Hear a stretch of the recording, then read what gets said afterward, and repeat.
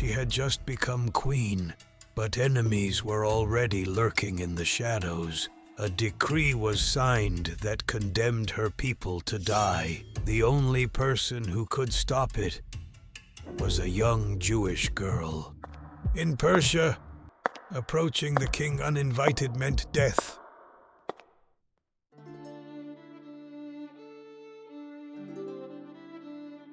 Long ago, this was the greatest empire on earth. From India to Ethiopia, 127 provinces, and one man ruled them all. King Xerxes. For 180 days, he displayed his wealth.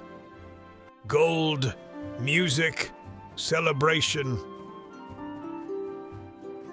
and pride. Bring Queen Vashti before me. The command was delivered. But not every queen obeys. No. Silence fell across the empire in a kingdom built on ego. Defiance is dangerous. The king turned to his advisors. If the queen's defiance spreads, other women may follow. Then she will be removed. A decree was written and sealed. In Persia, a royal decree could not be undone. And just like that, a queen fell.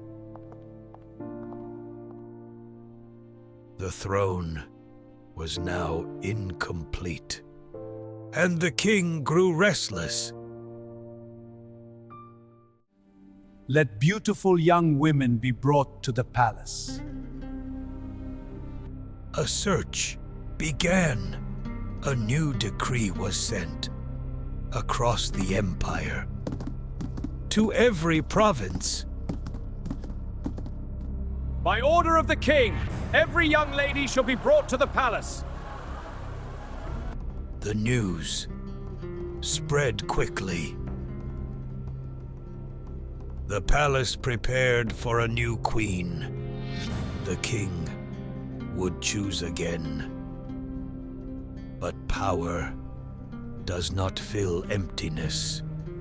The law still stood. And so did the throne.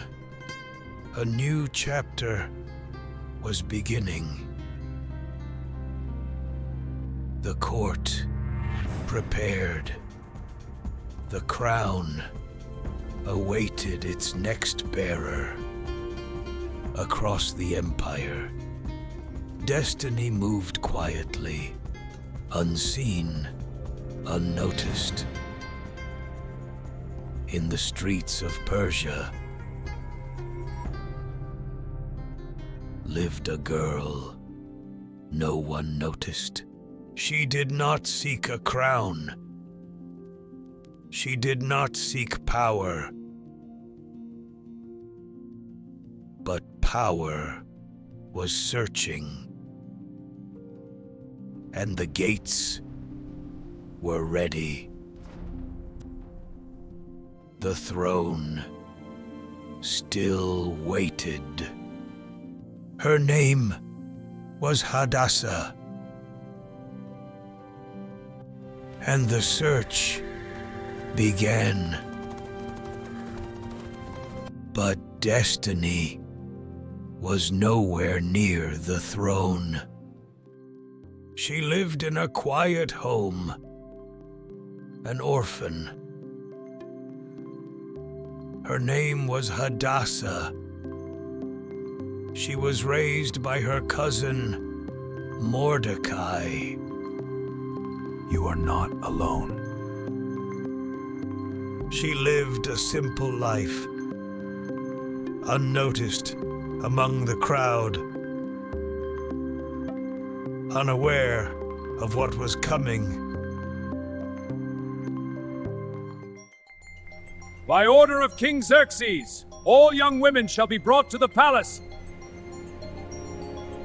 And just like that, her life changed. Do not reveal that you are Jewish. I understand.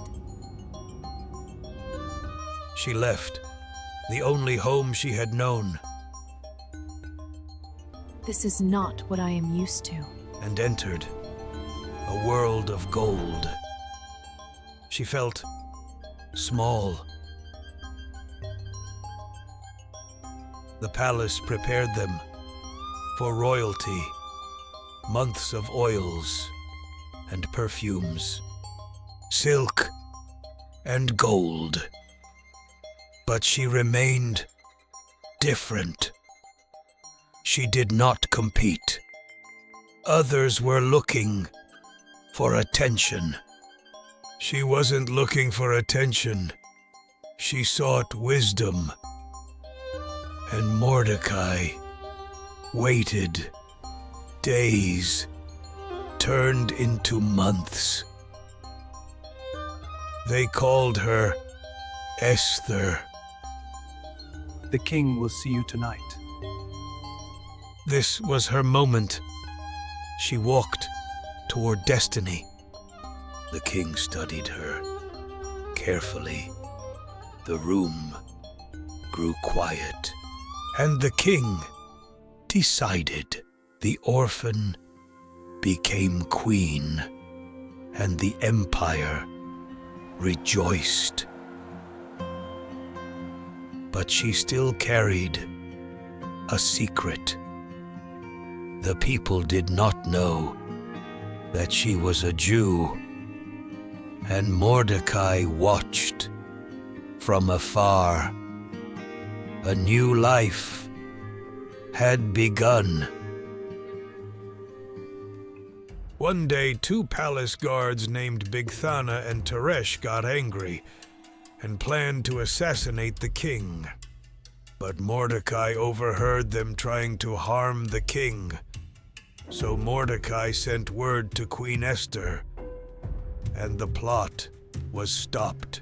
But the king did not reward him or bless him, not even a thank you, but he wrote his name in the book of Chronicles and forgot about it. A new life had begun. But storms were forming. In the same palace, a man named Haman, and he desired power. Soon he would rise, and the king would trust him. But she did not see what was coming. Pride was growing, and so was danger. The queen did not yet know that everything was about to change. A man named Haman. Haman was elevated above all the officials. All shall bow before Haman. All except one. I am a Jew. I will not bow. And Haman hated Mordecai. But his anger did not stop with one man. He wanted an entire people destroyed. There is a certain people scattered among your provinces. The king gave him his ring. Authority was placed in his hands. A decree was written and sealed to destroy, to kill, and to annihilate every Jew.